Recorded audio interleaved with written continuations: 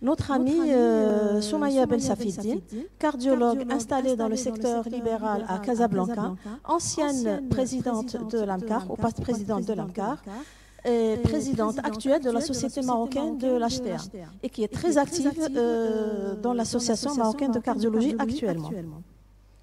Le professeur Damien Lojar, professeur des universités à Paris, coordonnateur de l'enseignement de cardiologie au deuxième cycle, responsable de l'unité de l'insuffisance cardiaque et du laboratoire d'échocardiographie, cardiologue interventionnel à l'hôpital Lariboisière Saint-Louis, activité de recherche clinique transitionnelle, translationnelle, dans l'insuffisance cardiaque et le remodelage ventriculaire de l'INSERM, UM2 et groupe cardiovasculaire endocrino, membre du C1 et de la SFC.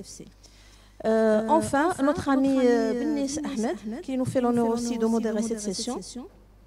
Il est de Casablanca, professeur de cardiologie, ancien chef de service de cardiologie au CHU de Casablanca, ancien président de la Société marocaine de cardiologie, ancien secrétaire général de la Société marocaine d'HTA, ancien président du Congrès mondial d'échocardiographie ultrason à Marrakech.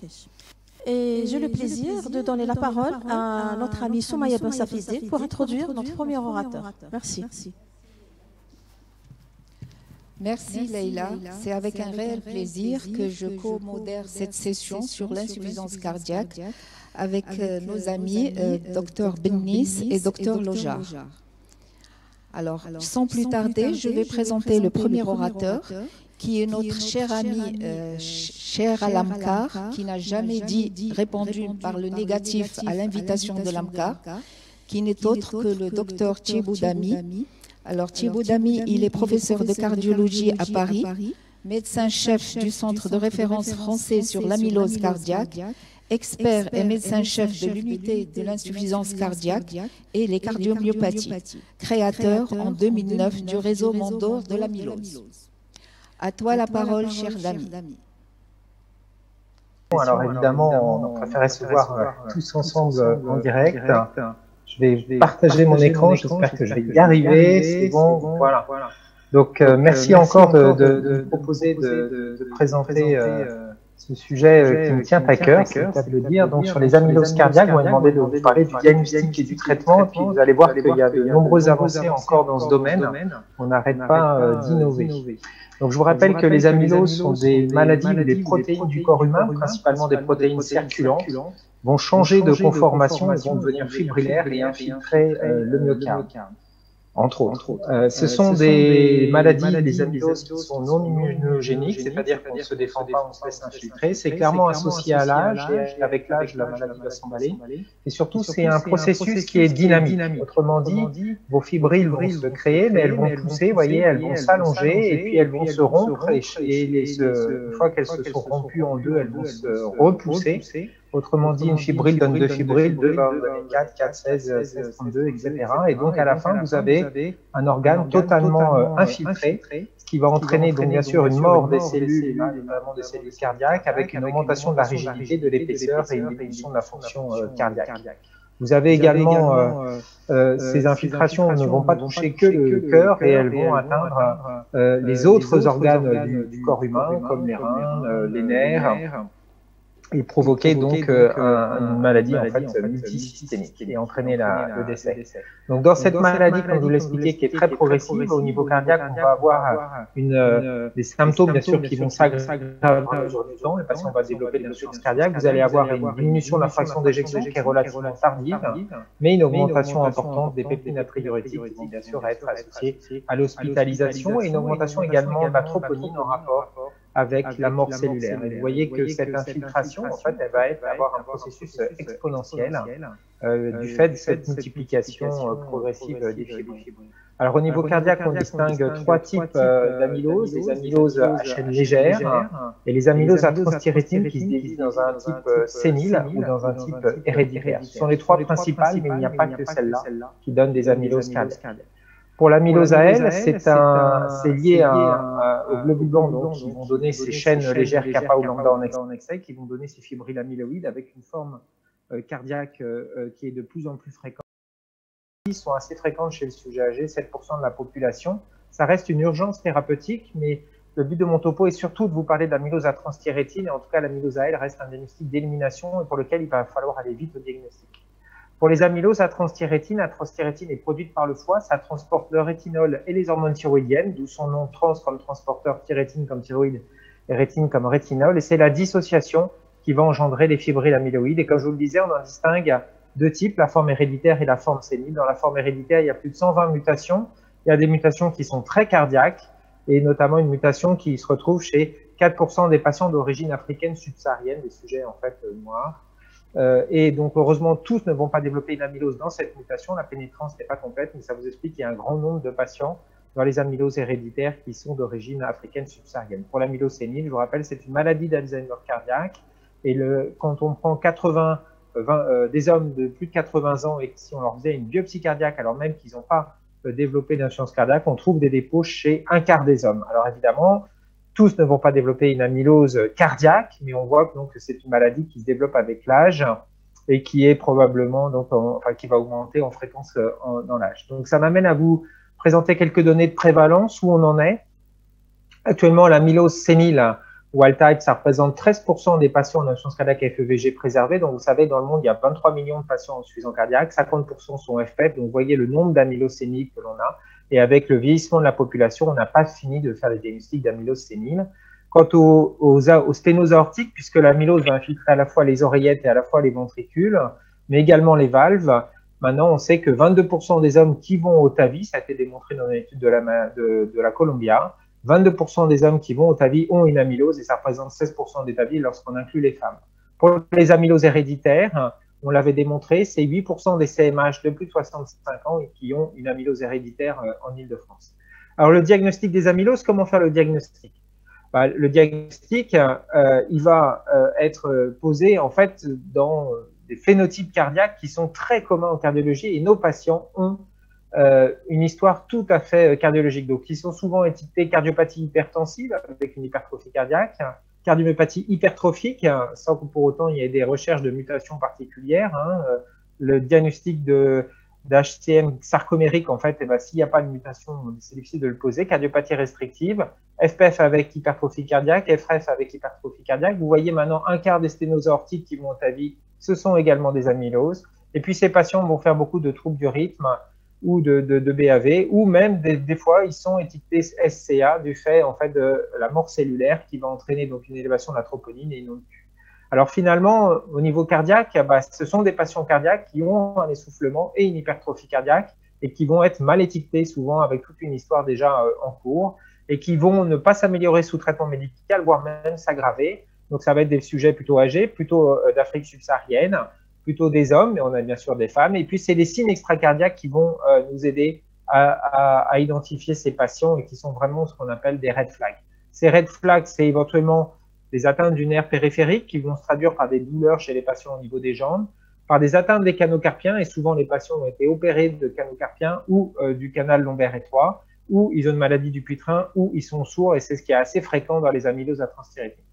Alors là, c'est juste pour vous montrer la relation entre ces signes cardiaques et ces signes extracardiaques par rapport aux amyloses à L. Et là, vous voyez la proportion de patients avec une amylose à L qui ont ces signes entre 0 à 2 ans, 2 à 5 ans ou 5 ans avant le diagnostic de l'amylose. Et vous voyez que dans l'amylose à L, généralement, tous les symptômes arrivent cardiaques ou extracardiaques dans les 2 ans en fait, de la maladie. Sinon, globalement, si les patients ne sont pas diagnostiqués, ils sont morts. Ce qui est intéressant, c'est de regarder comment ces signes apparaissent en fait avant le diagnostic de l'amylose héréditaire ou de l'amylose sénile. Et vous voyez en fait que dans l'amylose héréditaire, un certain nombre de patients, environ 50%, ont des signes extracardiaques avant le diagnostic. Et dans l'amylose sénile, ça va au-delà des 5 ans et c'est une grande proportion avec des atteintes donc des téguments principalement, mais également des accidents emboliques ou des atteintes digestives ou de la neuropathie. Et vous voyez donc pour les atteintes cardiaques, elles sont aussi donc dans les 2 ans, mais moins fréquentes. Et vous avez un certain nombre d'atteintes cardiaques qui surviennent dans les 2 à 5 ans avant que le diagnostic soit fait. Donc ces malades peuvent être diagnostiqués par les signes extracardiaques. Alors quand vous avez un patient qui est essoufflé avec une hypertrophie ventriculaire gauche et qui vient au cabinet, la première chose à faire, c'est d'abord éliminer l'amylose à L. Et pour ça, il faut faire 4 tests. C'est l'électrophorèse, mais qui va dépister que les chaînes lourdes, donc vous risquez de rater la chaîne légère, notamment si elle est circulante. Il est à noter que 50% de nos amyloses à elles ont qu'une chaîne légère isolée, donc l'électrophorèse n'a pas trouvé de pic, plutôt une hypogammaglobulinémie. Vous demandez une immunofixation, qui est une sorte de Western blot, où là vous voyez un IgG lambda, il y a une lambda circulante. Le dosage des chaînes légères libres, qui n'est pas remboursé en France et qui coûte donc à peu près 80 €. Vous allez pouvoir la doser, cette augmentation de la chaîne lambda ici par rapport à la chaîne kappa, c'est un ratio de chaîne kappa lambda, ce sont ces fibrilles amyloïdes, enfin ces sous-unités qui donnent les fibrilles amyloïdes, la protéinurie de Ben-Jones, qui est anormale, et on va devoir un kappa et lambda dans certains patients, mais pas dans tous comme dans ce patient. Alors pour prescrire ces examens, on a mis sur notre site web en fait des ordonnances déjà toutes faites pour vous aider à faire la prescription. Il n'y a plus qu'à rajouter votre nom et le nom du patient, et vous pouvez donc avoir une ordonnance prétypée. Et puis après, on va compléter ces examens, bien sûr, par l'électrocardiogramme, les biomarqueurs, l'échographie qui est très évocatrice lorsqu'on a une hypertrophie biventriculaire. On peut avoir un épaississement des valves. Alors, Dania, la grande spécialiste de l'échographie, je vais résumer mon topo parce que j'ai pas beaucoup de temps et que je veux parler des traitements à ça. Et puis, cet apical sparing qui vous démontre en fait donc une atteinte basale en fait du strain avec une préservation du strain au niveau apical qui est liée en fait aux dépôts qui vont commencer au niveau de la base et remonter vers la pointe. L'IRM peut être intéressante, bien sûr, on va retrouver le gadolinium qui stagne, une augmentation du T1 mapping dans les amyloses par l'augmentation du volume extracellulaire, et la scintigraphie qui est probablement un examen clé, notamment dans l'amylose à transthyrétine, puisqu'elle est très sensible et très spécifique et a quasiment une valeur de diagnostic anatomopathologique. Vous voyez là une scintigraphie donc, qui a été faite chez un patient qui a une amylose sénile. Vous voyez cette fixation cardiaque, ici un Perugini score 2. On voit encore les autres. Vous voyez donc on peut compléter par un scanner et tout ce que l'on voit là, ce sont des dépôts d'amylose à transthyrétine. Alors pour interpréter cette scintigraphie, elle ne peut pas s'interpréter sans le dosage de gammapathie, raison pour laquelle on vous a proposé également une ordonnance pour pouvoir prescrire cette scintigraphie avec l'analyse des résultats en fonction de la gammapathie. Et vous voyez, je vais vous l'expliquer un peu plus en détail. Donc, quand vous avez prescrit votre scintigraphie et votre recherche de gammapathie chez un patient qui est essoufflé et qui a une hypertrophie cardiaque, que vous avez pu éventuellement compléter par une échographie et une IRM, vous êtes dans plusieurs cas de figure. Soit il n'a pas de gammapathie, soit il n'a pas de fixation cardiaque. Alors, reposez-vous le diagnostic de l'amylose cardiaque. Est-ce que c'est vraiment une amylose cardiaque? Est-ce qu'il faut aller aux biopsies? Est-ce que c'est une cardiomyopathie hypertrophique de type sarcomérique? Si il n'a pas de gammapathie et qu'il a une fixation cardiaque à la scintigraphie osseuse, alors là, vous êtes devant une amylose cardiaque à transthyrétine. Et donc, il faut compléter par le test génétique pour savoir si c'est une amylose sénile ou une amylose héréditaire. Les choses sont plus compliquées si vous avez une gammapathie avec une fixation cardiaque. Là, il va falloir réaliser une biopsie. De même, si vous avez une gammapathie sans fixation cardiaque, là, c'est probablement une amylose AL. C'est 90% de nos amyloses AL qui sont dans ce cas. Et donc, la gammapathie, c'est une urgence. Mais dans le cas d'une gammapathie avec une fixation cardiaque, ça peut être deux cas, en fait. Ça peut être soit une amylose AL qui a une fixation cardiaque, et à peu près 10% de nos amyloses AL ont une fixation cardiaque. Donc, fixation cardiaque ne veut pas dire forcément que TTR, il faut regarder la gammapathie. Mais ça peut être aussi une amylose sénile avec une gammapathie, puisque ces sujets sont âgés, ils peuvent avoir une NGUS, c'est-à-dire une gammapathie sans signification clinique, et donc il faut compléter dans ces deux cas par une biopsie. Donc, vous voyez bien que l'interprétation de la scintille ne peut se faire que si vous avez recherché la gammapathie. C'est vraiment important à souligner parce qu'on a de plus en plus de patients où le diagnostic d'amylose sénile est fait juste sur la scintigraphie alors qu'il n'y a pas eu de recherche de gammapathie et pas eu de test génétique, bien sûr, pour aller plus loin. Donc, le test génétique, c'est un test génétique qui est simple à faire. C'est un séquençage de 4 exons. On a la réponse en 1 à 3 mois. Il ne coûte pas trop cher. Ce n'est pas du NGS. C'est vraiment juste le test TTR. Et puis, les biopsies, on peut faire extracardiaque ou cardiaque. Ça m'amène maintenant à vous parler des traitements de l'amylose. Le premier traitement, c'est le management cardiaque. Le management cardiaque, ça va être de bien comprendre quel est le processus qui est en jeu dans l'amylose. C'est un processus infiltratif qui est continu, c'est-à-dire que la maladie progresse et va entraîner la mort cellulaire.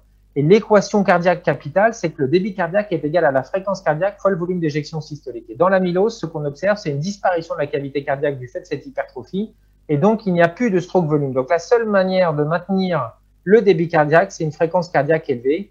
Et c'est pour ça qu'il va falloir maintenir cette fréquence cardiaque élevée en arrêtant les bêta-bloquants et tous les médicaments bradycardisants que ces patients peuvent éventuellement avoir dans le cadre de leur insuffisance cardiaque. On va essayer de prévenir les troubles conductifs parce que c'est une maladie qui est évolutive et qui évolue dans le temps. Les troubles conductifs vont apparaître et quand le patient se retrouve à 30 par minute en BAV3, eh ben, il est souvent en choc cardiogénique ou décédé. Et puis, on va envisager éventuellement de prévenir les embolies, notamment chez les patients F1, on va revoir ça, et on va adapter le traitement diurétique au traitement. Alors, il y a de plus en plus de papiers qui viennent préciser ces indications de pacemaker, et vous voyez ici un papier intéressant sur une petite cohorte, mais qui vous montre à quel point le ventricular pacing, c'est-à-dire la dépendance au pacemaker, va arriver chez ces patients du fait des troubles conductifs. Et également, vous voyez la prévalence donc, de la fibrillation atriale chez les patients en rythme sinusal, comment elle augmente.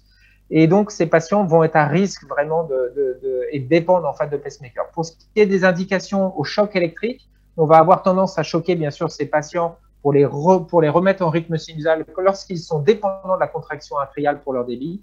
Mais on voit maintenant donc les études apparaître que pour les patients avec des stades évolués, avec un NT-proBNP notamment supérieur à 3000 et une fonction rénale inférieure à 45, la cardioversion n'est pas forcément un bon moyen, en fait, du moins à long terme, et ne va pas se maintenir. Je vous rappelle que cette cardioversion doit être systématiquement faite après avoir recherché l'absence de thrombus interatrial devant haute prévalence des thrombus dans l'auricule chez ces patients. Et on voit quand même que ces patients, probablement ceux-là, vont bénéficier en fait du retour en rythme sinusal au niveau du pronostic. Alors maintenant, qu'est-ce qu'il en est des traitements spécifiques des amyloses? Alors, je ne vais pas vous traiter l'amylose AL. Évidemment, l'amylose AL, le traitement, ça va être une chimiothérapie. Mais pour l'amylose à transthyrétine, on est en train d'avoir un boom dans les traitements, notamment pour les cardiologues. Le traitement qui a l'AMM en France, c'est le tafamidis. Le tafamidis a démontré son intérêt dans l'étude ATTRACT, qui est une étude en double aveugle randomisée. Je vous en avais déjà parlé, versus placebo, et qui avait comparé deux doses, 80 20 mg versus placebo sur 30 mois. Cette étude a été significative sur son critère primaire, ce qui a permis d'analyser le critère de mortalité, qui est significatif, et c'est le premier médicament à améliorer la survie des patients avec une amylose à transthyrétine cardiaque versus placebo avec un effet dès le 15e mois. En sous-groupe, les bénéfices étaient surtout dans les amyloses séniles du fait du peu d'effectifs. On ne pouvait pas comparer bien sûr les deux groupes du fait de la population investiguée. Elle était bénéfique d'autant plus que les patients étaient traités précocement avec une amélioration dans les stades 1-2 et on ne pouvait pas différencier avec ATTRACT l'effet de la dose. On a une amélioration ou du moins un ralentissement de la détérioration de la qualité de vie qui est vu ici sur le Kansas City, mais également sur le test de marche. Vous voyez, le tafamidis, ça améliore les choses. Alors, est-ce qu'on a des données complémentaires maintenant suite à l'étude ATTRACT? Voilà des analyses qui ont été faites récemment sur notre cohorte, où on a maintenant à peu près 1000 patients à TTR, 538 sous tafamidis, et on a pu analyser les patients qui avaient été traités dans le cadre de la RTU neurologique et puis dans le cadre de la RTU cardiologique, médicaments étant disponibles en neurologie pour les patients depuis 2012 en France. Et qu'est-ce qu'on a regardé dans cette cohorte qui avait été traitée avec des indications principalement neurologiques à l'époque, et on voit chez ces patients donc neurologiques héréditaires ou neurologiques avec une atteinte cardiologique et neurologique pour cette indication, et on voit qu'on confirme les résultats d'ATTRACT sur ces données rétrospectives, une amélioration chez les patients. Ce qui est intéressant aussi, c'est qu'on a regardé dans la cohorte principalement des patients qui ont été traités depuis 2018 en RTU, les évolutions du NT-proBNP chez ces patients. Alors, on a regardé dans deux cohortes. La cohorte A, c'est-à-dire la cohorte sans tafamidis, chez les patients, donc la cohorte historique. Et vous voyez que le pourcentage de patients qui restent à moins de 3000 de NT-proBNP diminue dans le temps jusqu'à 18 mois dans notre cohorte historique, sachant qu'il y a beaucoup de patients décédés qui disparaissent et qui ne peuvent pas être comptés, tellement il y a décès dans cette pathologie. Mais vous voyez que l'histoire naturelle de la maladie, c'est une augmentation en fait, du NT-proBNP, d'une dégradation de ces patients. Alors, on a regardé chez les patients traités par tafamidis ce qui se passait.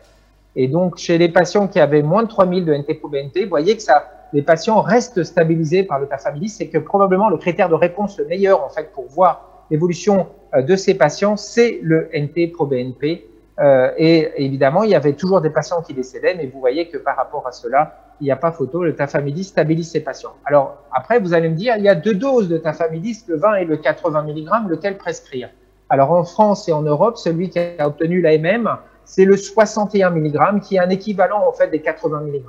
Le 80 mg, il se prescrit actuellement à 4 comprimés de 20 mg, et donc le médicament qui a eu l'approval, c'est le 61 mg, qui est un comprimé, qui est une reformulation en fait du 80 mg. Alors, on a quelques données de plus, c'est que l'essai ATTRACT 1 dont je vous ai parlé, il y a une étude d'extension qui a été faite, où tous les patients ont été randomisés soit au 20, soit au 80, puis maintenant on est sur ATTRACT 3, où tous ces patients ont été mis au 61 mg.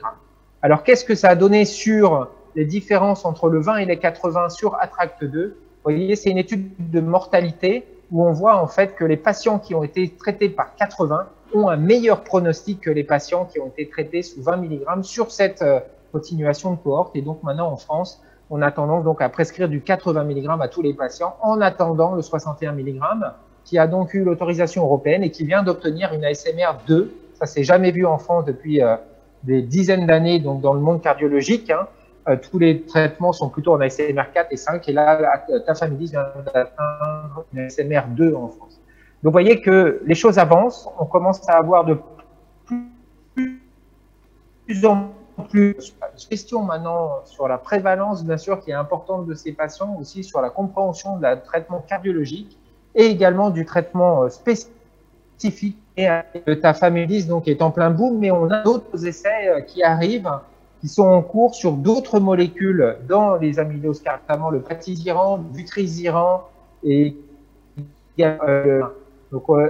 même des anticorps anti-dépôts pour retirer les dépôts qui sont en cours d'évaluation. On espère pouvoir à terme avoir très rapidement 3 à 4 thérapies qui pourront se succéder ou s'additionner chez ces patients. Voilà, je tiens à remercier tous les collègues du réseau Amylose Mondor et du réseau Amylose National maintenant qui nous aident à avoir toutes ces données et à mieux comprendre cette pathologie. Voilà, merci beaucoup encore une fois pour votre invitation. Merci beaucoup, professeur Thibaudet, pour cette brillante communication. Et on a eu de la chance d'avoir, comme dit Saïd Thibault, que je considère le messie un peu de messie de l'amylose cardiaque, et ses publications et ses travaux font référence. Et donc, après cette brillante communication, je vais passer la parole à mon ami le professeur Mohamed Alami, et après on aura la discussion, après on va réunir la discussion, que ce soit sur l'amylose ou que ce soit sur la place des SGLT2. Donc j'ai le plaisir de présenter le professeur Mohamed Alami, qui va présenter les symposiums sur la place des SGLT2 dans l'insuffisance cardiaque, l'étude Empereur. Alors le professeur Alami, comme vous le savez bien, est professeur de cardiologie, ancien président de l'Association marocaine de cardiologie. Il est président du groupe de prévention cardiovasculaire de la Société marocaine de cardiologie. Il est président de l'association Cœur pour tous. C'est un grand professeur de cardiologie de notre pays. C'est un des tout premiers.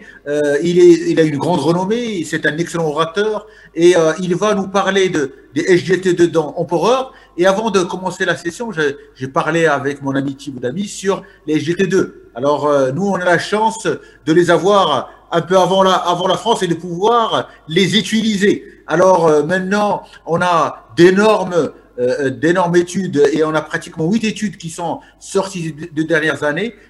On a eu DAPA-HF l'année dernière. Cette année, on a Empereur. Donc, à toi la parole pour nous parler d'Empereur et pour nous situer par rapport à la place récente des GT2 dans l'insuffisance cardiaque. À toi, c'est Mohamed.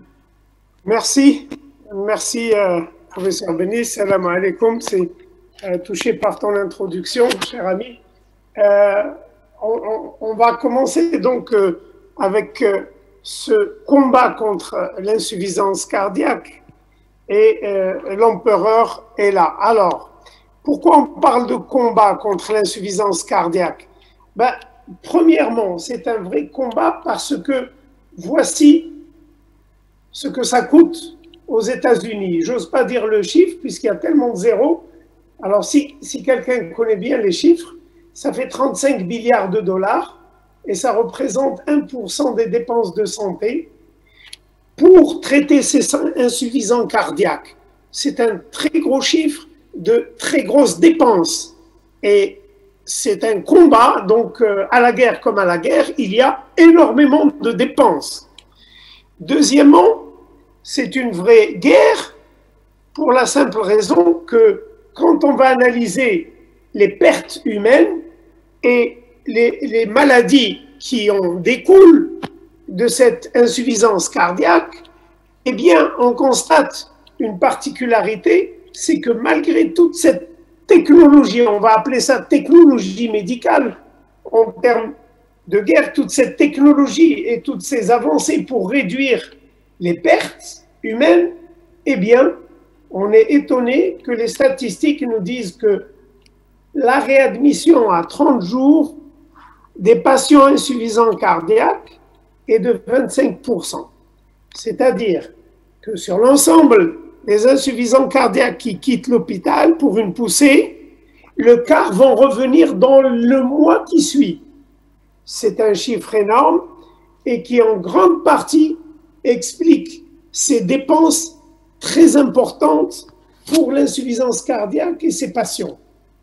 Voilà, donc beaucoup de dépenses financières, beaucoup de pertes humaines, et là où le bas blesse, on va dire le tendon d'Achille, c'est la réhospitalisation qui est en grande partie cause de tout ça.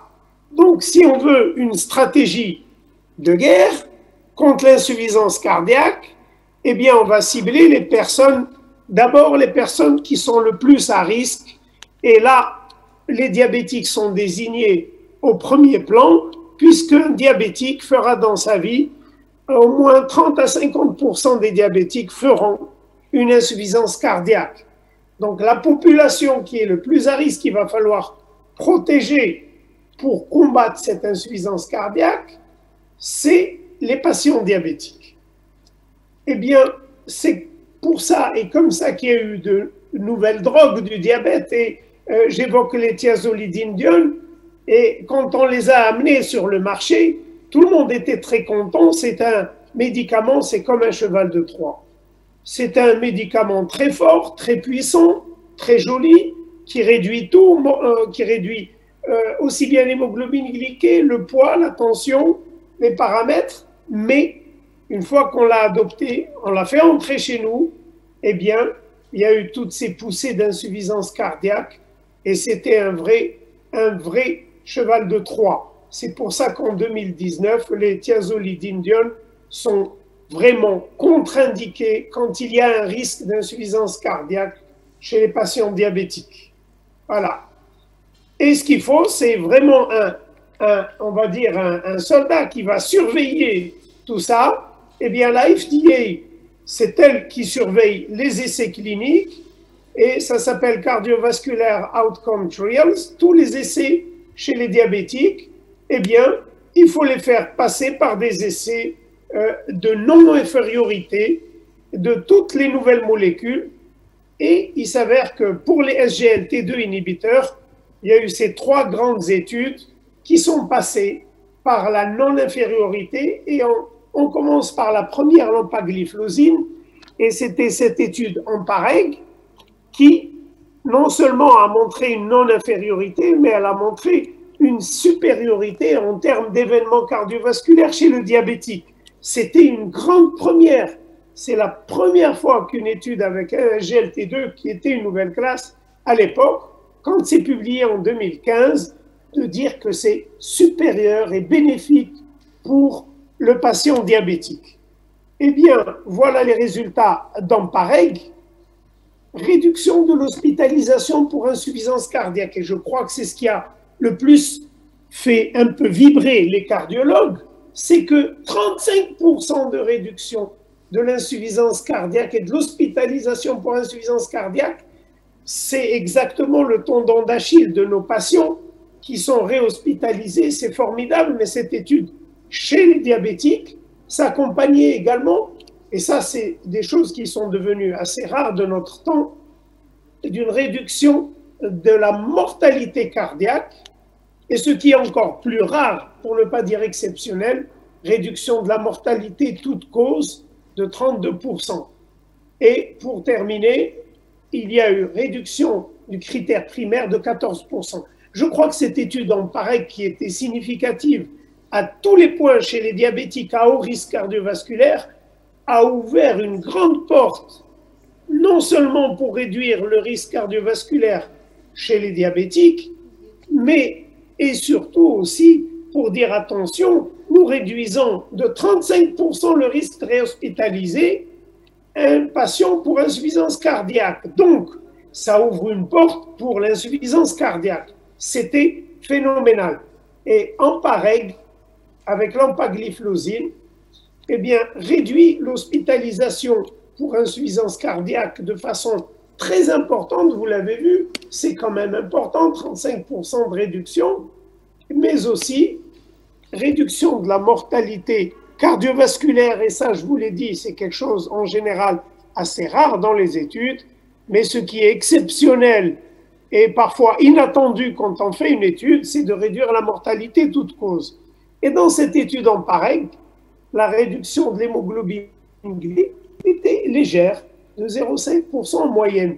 Et quand on voit tout ça avec un œil de cardiologue, on se dit, mais purée, mais en pareil, cette étude-là, elle est ici pour nous dire, vous avez sous la main un probablement futur bijou du traitement de l'insuffisance cardiaque, beaucoup plus peut-être que celui du diabète.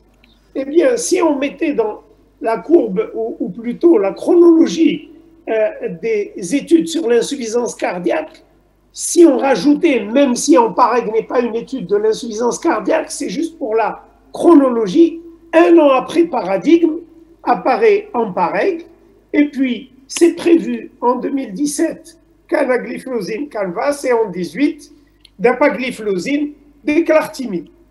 Alors, il y a un point important. En 2015, quand ces résultats sont apparus, eh bien, les glyphlosines qui n'ont pas encore d'études se sont dit, mais on est en train d'étudier l'insuffisance, on est en train d'étudier nos molécules dans le diabète, alors qu'il y a vraiment quelque chose de très important dans l'insuffisance cardiaque. La dapagliflozine l'a compris et elle a pris le pas en 2016 pour lancer son étude très rapidement sur l'insuffisance cardiaque avec ou sans diabète. Et ça s'appelle l'étude DAPA-HF, on le sait, puisqu'elle est parue en 2019 et c'était la première à parler des glitazones dans l'insuffisance cardiaque. Donc, eh bien voilà, et 2020, Emperor est arrivé. Les canagliflozines en 2017 réduit la poussée d'insuffisance cardiaque de 37%. Et elle est significative sur le critère primaire, mais pas de baisse de mortalité totale ou cardiovasculaire. Déclartimie avec l'étude avec la dapagliflozine, réduction également des insuffisances cardiaques, des hospitalisations pour insuffisance cardiaque, avec une réduction du critère primaire, mais pas de réduction de mortalité. Donc là, on est dans un effet de classe, de réduire les poussées d'insuffisance cardiaque. Et tout le monde avait bien visé que ces molécules allaient servir dans l'insuffisance cardiaque. Et maintenant, on se concentre sur l'insuffisance cardiaque. Il y a eu cette dapagliflozine en 2019, et les résultats étaient très intéressants. Elle a été utilisée chez les insuffisants cardiaques à fraction d'éjection réduite, avec ou sans diabète.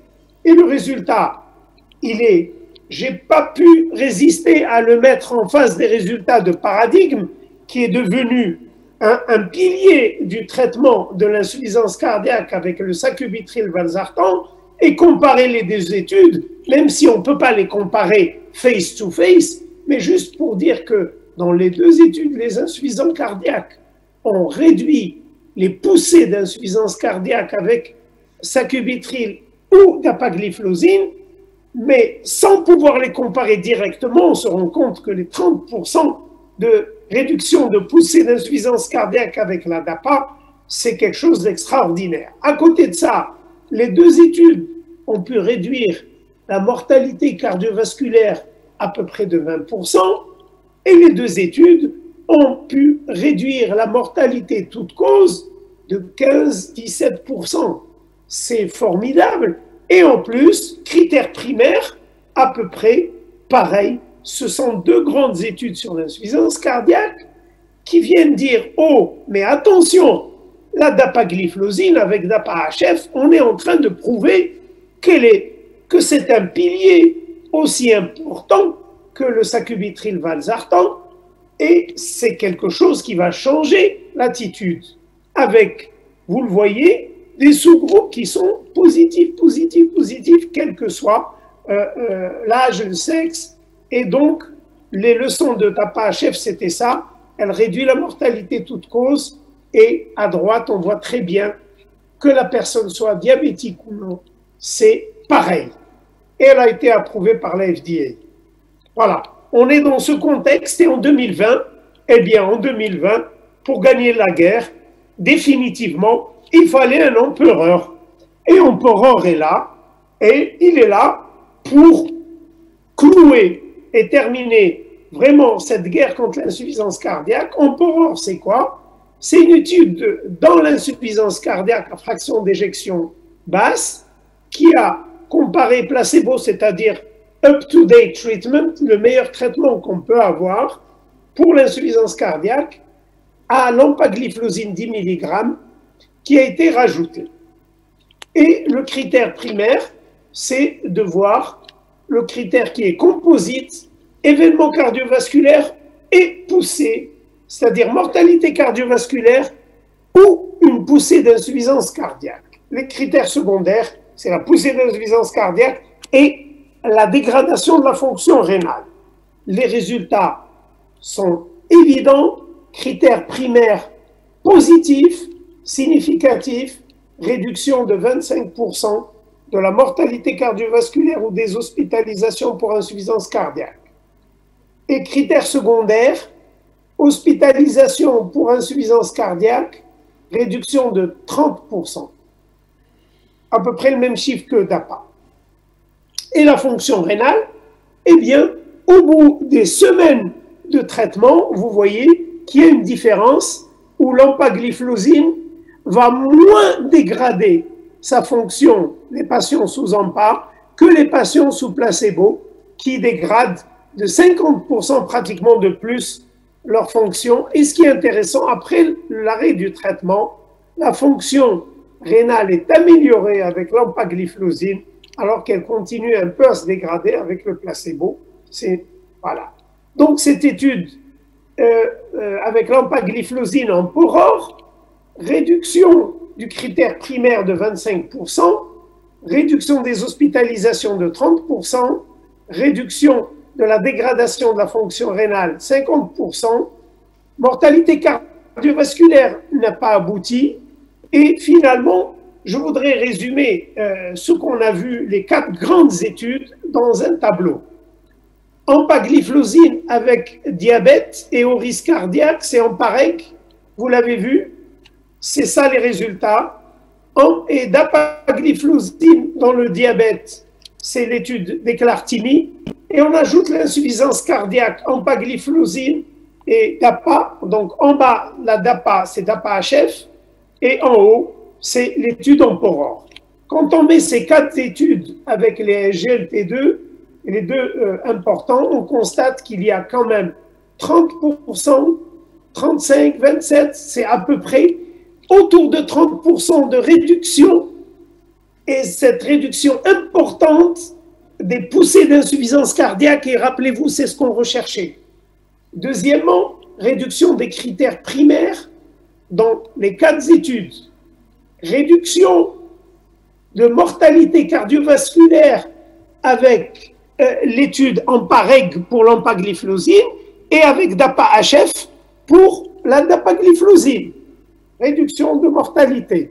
Et finalement, réduction, ralentissement de la dégradation de la fonction rénale.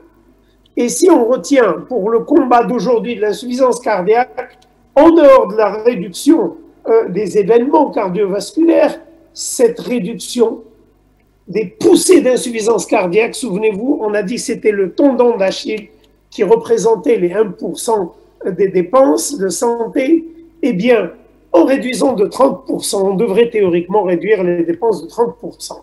Je terminerai les 2 minutes qui me restent sur un petit peu la conclusion de l'impact que ça a tout ça sur les recommandations, puisque on est en train de vivre un moment important pour l'insuffisance cardiaque, puisque paradigme après paradigme, on a eu toutes ces études avec les SGLT2, et en comparaison de nombre de patients par rapport à paradigme, on est dans un nombre qui représente 5-10 fois plus important que les patients qui étaient enrôlés dans paradigme. Donc, sur le plan des guidelines, vous voyez, il est basé comme ça, le traitement de l'insuffisance cardiaque sur les recos de 2016. Il est basé sur un pilier où on va commencer par commencer comme ça, avec des IEC ou ARA2, bêta-bloquants, minéralocorticoïdes, ARNI, et puis après, on se posait la question, logiquement, on va nous dire, ajouter les SGLT2. Mais non, devant l'importance des études avec les SGLT2 et le nombre de patients et les chiffres qui sont choquants, eh bien, ce n'est plus comme ça qu'il va falloir traiter l'insuffisance cardiaque, c'est plutôt comme ça. C'est que chacun a son rôle et chacun est un pilier et chacun a prouvé qu'il réduisait les événements cardiovasculaires, et je dirais avec un chapeau pour les dernières classes parce que c'est on top of, c'est-à-dire en plus d'un traitement maximum. Je dirais que ça aurait peut-être plus de mérite même que les premiers où il n'y avait pas de traitement qui prouvait réduction de mortalité. Voilà, donc dernière diapo, 2016, on a vu qu'il y avait les recos, et en 2020, eh ben on voit qu'il y a beaucoup de nouvelles études, beaucoup de nouvelles drogues, nouvelles stratégies, et on compte sur la FDA et sur les recos européennes et sur les américaines pour changer tout ça, et qu'en 2021, il y aura ces nouvelles recommandations et qu'elles vont nous amener beaucoup de bien dans le traitement. Et qu'on passera du 1 pilier aux 5 piliers, et je vous remercie.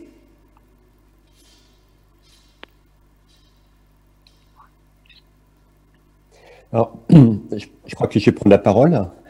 Donc Damien Lochard. Donc j'en profite déjà pour remercier toute l'équipe d'organisation et notamment Saïd Shraibi d'avoir su relever ce défi de maintenir, de faire vivre le congrès en cette période quand même assez douloureuse. Donc bravo. Hein. Et finalement, on voit que ça se passe pas mal, hein, finalement, ce type de congrès de façon numérique. Sûrement moins bien que ce qu'on a pu vivre ensemble en présentiel. Alors, bravo aux deux orateurs d'avoir su nous présenter de façon extrêmement brillante leurs exposés. Je vais avoir 2-3 questions assez pratiques, hein. D'abord pour Thibaut Damy et puis après pour Monsieur Halimi. Donc pour Thibaut, 2-3 questions, si tu m'autorises, très pratiques. On va pas trop parler du tafamidis, en raison peut-être de l'environnement un peu contraint de prescription du tafamidis ici. 2 questions. Une première, dans le cadre de la sténose aortique. Tu nous as dit qu'on pouvait retrouver de l'amylose dans à peu près, je ne me souviens plus, 20% des cas de sténose aortique. Est-ce que tu nous invites à la chercher de façon assez systématique et quelle serait la conséquence de découvrir une amylose dans une sténose aortique? Est-ce que pour toi, ça peut être un frein, par exemple, à une chirurgie ou à une implantation de TAVI qu'on a tendance à peut-être à faire de façon de plus en plus précoce?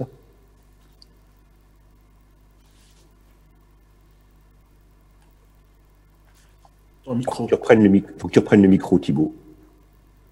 On ne t'entend pas, Thibaut. Merci, Damien. Merci. Merci de poser ces bonnes questions et de m'indiquer que mon micro était fermé, parce que finalement, je répondais à moi-même dans mon bureau. Donc oui, c'est une très bonne question. Donc, on a une étude qui est... Alors, il y a eu, pour l'instant, la plupart des études sont des études de prévalence hein, de la sténose, enfin de l'amylose dans la sténose aortique. Et comme tu l'as dit, effectivement, c'est 16% des patients qui vont au TAVI, 22% des hommes, 6% des femmes. On retrouve encore ce gradient homme-femme.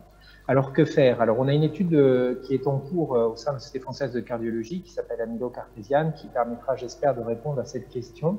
C'est une étude qui avait été lancée avant que le TAVI ait pris un tel essor, et donc on a un groupe chirurgical et un groupe avec TAVI. Moi, je pense qu'effectivement, chez un patient de plus de 70 ans, il faut faire une scintigraphie DPD chez tous les patients qui ont une sténose aortique, hein, de façon à pouvoir voir s'il y a une amylose. Vu de la prévalence, ça me semble tout à fait justifié. Alors, moi, j'enverrai plus maintenant les patients en chirurgie s'ils ont une amylose. Ça me semble vraiment trop lourd pour ces patients avec un risque à la CEC. Je les enverrai plutôt au TAVI, mais il faut quand même que le médecin interventionnel soit prévenu, parce que les premières amyloses qui ont été découvertes au TAVI, c'était lors des ruptures cardiaques, en fait, lorsqu'on gonflait un peu trop le ballon. Et il y avait un très beau papier comme ça qui avait démontré qu'un tiers des ruptures cardiaques étaient liées à des amyloses, hein, sur preuve autopsique des patients.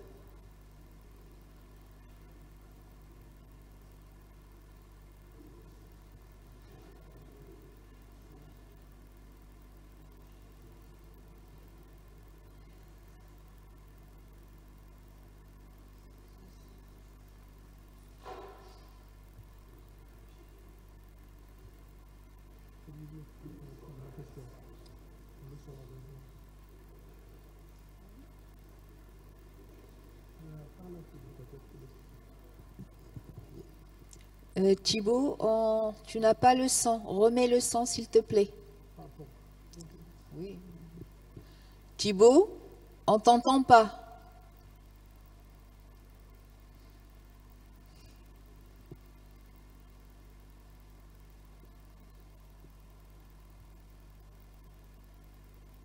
Thibaut, on t'entend pas. Remets le son, s'il te plaît.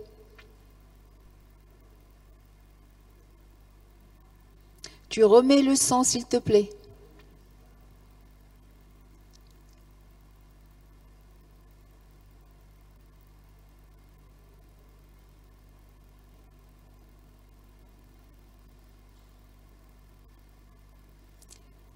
Thibaut, tu m'entends?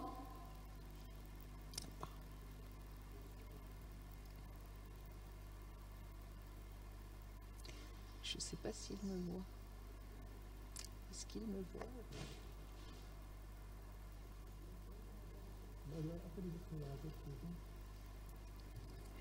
Bennis? Ahmed Bennis? Docteur Lojar?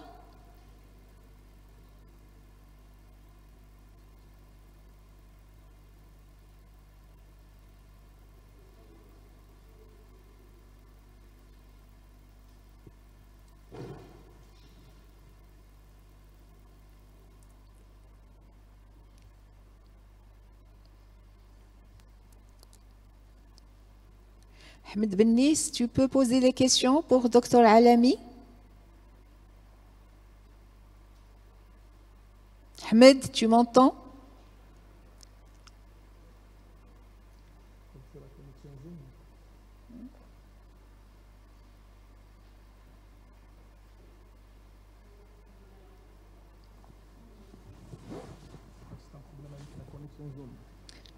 Je crois qu'il y a un problème avec la connexion Zoom. On essaye de la résoudre.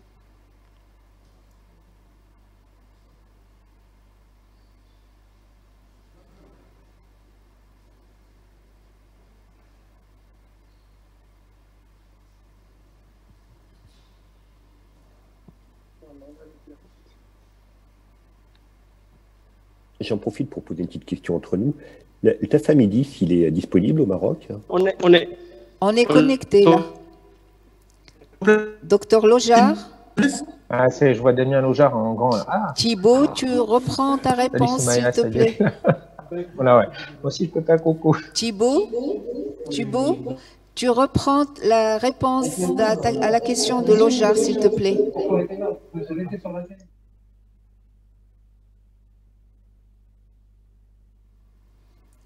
Thibaut, tu m'entends? Ah oui, je t'entends, oui. Alors, s'il te plaît, tu reprends la réponse au docteur Lojar, parce qu'on n'a rien. Au docteur Lojar. Alors, je vais faire. Tu reprends la réponse. Alors, c'est effectivement une très bonne question. Donc, pour l'instant, on n'a pas de réponse scientifique pour dire quelle est l'attitude. Clairement, quand on a. Alors, est-ce qu'il faut dépister l'amylose chez tous les patients qui ont un rétrécissement aortique? Chez les patients de plus de 70 ans, je pense que oui, au vu de sa forte prévalence. Alors, qu'est-ce que ça va changer? Ça va changer que, évidemment, le pronostic d'une chirurgie dans ces cas-là est quand même plus compliqué, donc on va plutôt les orienter vers l'ETAVI. Après, est-ce que ça change la prise en charge interventionnelle? Oui, s'il y a des troubles de conductif, on aura plutôt tendance à mettre le pacemaker avant la dilatation. Ensuite, l'interventionnel va pouvoir voir aussi qu'il a quand même un risque de fragilité et de rupture cardiaque. Puisque les premières amyloses qu'on avait découvertes lors des sténoses aortiques et notamment lors de ces gestes interventionnels, il y avait une cohorte comme ça de 30 patients qui avaient fait une rupture cardiaque et un tiers était lié à l'amylose. Donc il faut être vigilant quand même. On voit dans notre expérience, les interventionnels et avec le TAVI ont acquis beaucoup d'expérience et on n'a pas vu personnellement de rupture cardiaque dans notre centre. Et puis ensuite, c'est des patients, lorsqu'ils présentent le phénotype ADB bas gradient, ce qui n'est pas forcément le cas de toutes les amyloses avec sténose aortique, il va falloir aller vite au TAVI, il ne faut pas traîner. Là, on voit en période Covid, on a perdu quelques patients en attendant du fait de l'arrêt de nos interventions un manque d'anesthésistes et ça a été fatal pour ces patients. Et ensuite, donc, la prise en charge, bien sûr, spécifique de l'amylose, on va en France leur ajouter du tafamidis et puis arrêter les bêta-bloquants, etc. Donc, il y a vraiment un intérêt, à mon avis, à dépister ces patients et ça va guider non seulement la prise en charge de la sténose aortique, mais également le traitement spécifique de l'amylose et également le traitement cardiologique. Donc, à mon avis, c'est capital. Et ça va s'imposer très vite, à mon avis. Tout le monde fera une scintille osseuse avant un TAVI, quoi, chez les patients de plus de 70 ans. Bon, j'ai une deuxième question, si tu promets d'y répondre très brièvement. Brièvement. Ouais. Est-ce que tu peux juste repréciser les indications de pacemaker, au moins de pacemaker, pas de défibrillateur, de pacemaker préventif dans le cadre de l'amylose? Parce que tu as dit qu'il fallait les mettre assez largement en raison de la prévalence des troubles conductifs, mais tu n'as pas précisé sur quels critères tu les implantes. Alors, je vais être très court. Oui, je peux le préciser. Parfait, merci. Non, alors évidemment, c'est toujours le problème. Hein. On est en train de découvrir cette maladie. Donc, vous voyez, notre cohorte, on a la chance d'avoir une cohorte par notre expérience, etc. Mais on ne va pas faire des études, on n'a pas encore d'études randomisées pour dire, etc. Donc, dans notre expérience, pour moi, c'est que c'est une maladie qui est évolutive. C'est-à-dire que quand le processus fébrilogène est débuté, il va être exponentiel. Donc, ces patients, nous, on va les appareiller, notamment pour les TTR, hein, dès qu'ils ont un BAV1. Pourquoi? On va les revoir peu à peu, on va voir le BAV1 s'allonger, etc. Il faut voir que quand ces patients vont passer en BAV3, ça va être trop tard, parce qu'à 30 par minute, ils sont morts. Donc, au début, on leur faisait des explorations électrophysiologiques, mais très vite, avec le nombre de patients, c'était impossible et on ne pouvait pas en permanence les répéter tous les ans.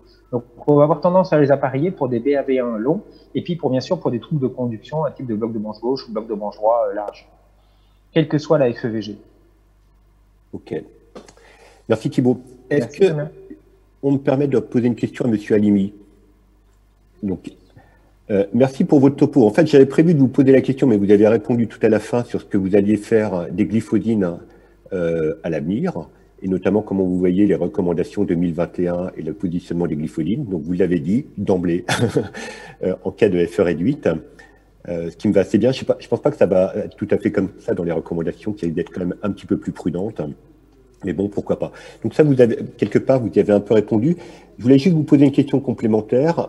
L'insuffisance cardiaque à FE préservée, toujours pas de traitement validé, en dehors de l'utilisation des diurétiques et du traitement des facteurs déclenchants et des comorbidités. Les glyphosines, c'est quand même assez intéressant parce que c'est pas un bloqueur des systèmes neurohormonaux comme le sont les IEC, les bêta-bloquants, les anti-aldostérone, c'est tout autre. Comment vous voyez la place des glyphosines éventuellement dans l'insuffisance cardiaque à FE préservée? Ça peut être pertinent? Oui, c'est même, on va dire, c'est tentant de penser que ça va agir, puisque déjà cette classe-là, au début, on n'y pensait pas, puis on se retrouve avec ça pour la réduite. Donc, il y a Emperor, la même étude Emperor Reduced, c'est celle qu'on a vue. Il y a Emperor Preserved, qui devrait paraître les résultats dans les prochains mois. C'est avec fraction d'éjection préservée. Donc, avec l'empagliflozine, nous espérons tous qu'il y ait un traitement. C'est ce qu'on attend. Merci. Et, j'ai deux petites questions pour le professeur Halimi.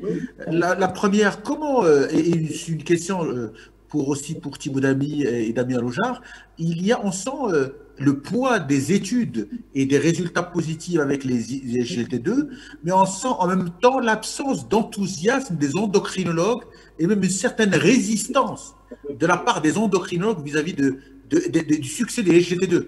Et on a même des études sur ce continuum cardiovasculaire et des études positives sur le rein, sur la néphroprotection. On a Dapa Sekidi qui vient de sortir aussi.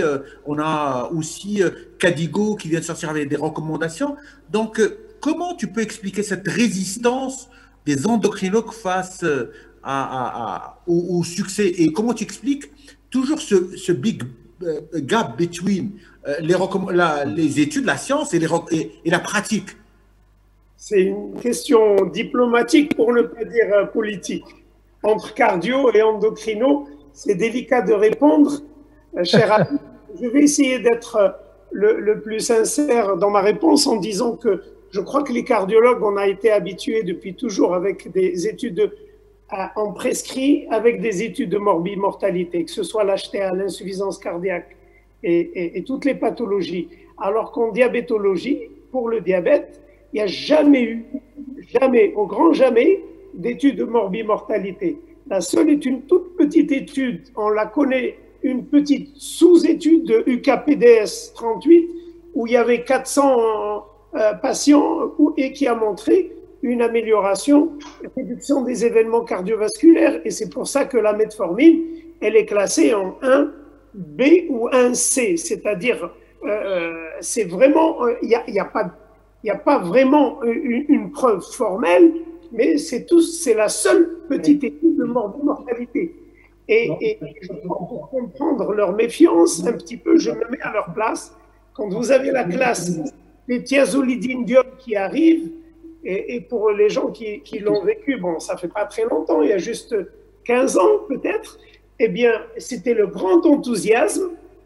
Et je me rappelle qu'on était tout prêt à lancer un grand symposium quand est tombée cette étude record qui disait, attention, il y a gros risque d'insuffisance cardiaque, arrêtez. Et au Maroc, on a carrément réduit énormément, sinon arrêté ces glitazones. Et donc, ça fait un petit peu comme un tremblement de terre. La première grande étude qu'ils vont croire, elle s'avère, attention, ça ne marche pas. Donc maintenant, ça peut expliquer pourquoi ils sont méfiants, ils attendent un recul. En parlant avec les amis, ils me disent, bon, on attend un peu plus de recul. Voilà. Et deuxième question, c'est une question pour l'assistance pour Thibaut Damy, Damien Lojar et toi. Tu placerais comment Jardiance ou Forxiga dans l'arsenal, dans la stratégie, dans l'algorithme? Tu le placerais comment pour un patient, une essence cardiaque à fraction d'éjection réduite? Comment tu ferais? Si les confrères avec moi peuvent... Thibaut, tu le placerais comment, Thibaut? Alors, vous savez, nous en France, on est comme en Corée du Nord, hein, Ahmed, on en discutait, on n'a pas encore accès à ces molécules en fait. Hein. Ils viennent juste d'avoir l'AMM, mais on n'a pas de remboursement. Donc en France, prescrire un médicament non remboursé, c'est compliqué. Mais à mon avis, voilà, Damien va pouvoir répondre si de haut de son espace.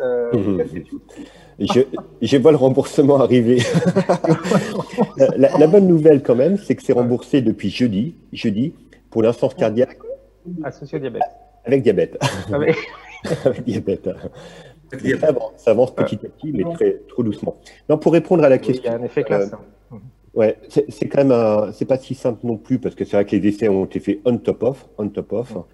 Et j'imagine qu'en tout cas dans les recommandations, ils vont quand même rester, je ne sais pas, on verra bien, mais peut-être plutôt en deuxième ligne, c'est-à-dire probablement la première ligne, effectivement, ça va être n'importe quel bloqueur, enfin tous les bloqueurs du système rénine-angiotensine et les bêta-bloquants, et très vite derrière les inhibiteurs de SGLT2.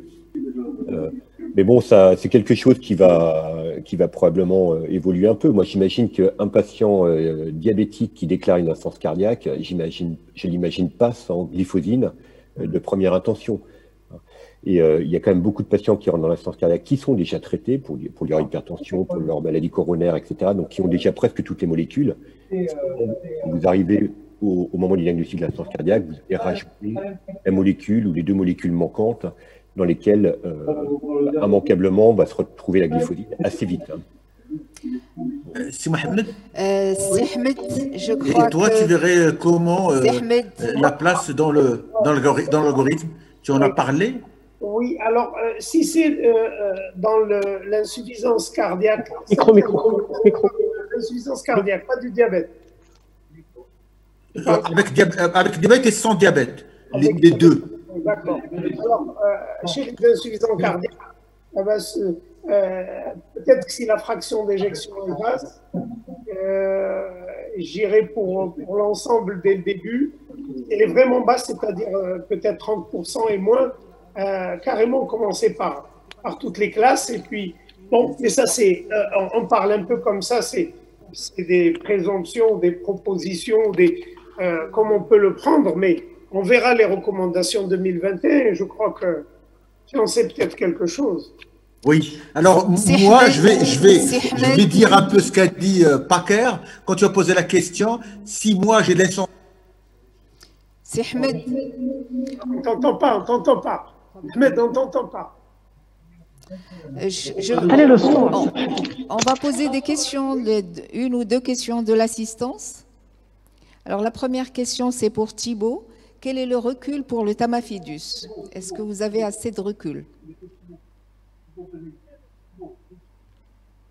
Thibaut.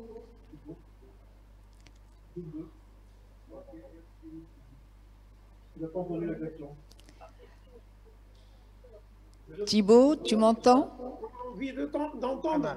Mais Thibaut n'entend pas.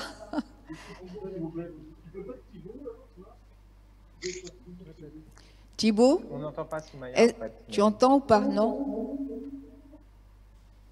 ما كيسمعهاش اصاحبي، راه ما عطانيش لو الصون اسمك حمزه، ما عنديش لو الصون.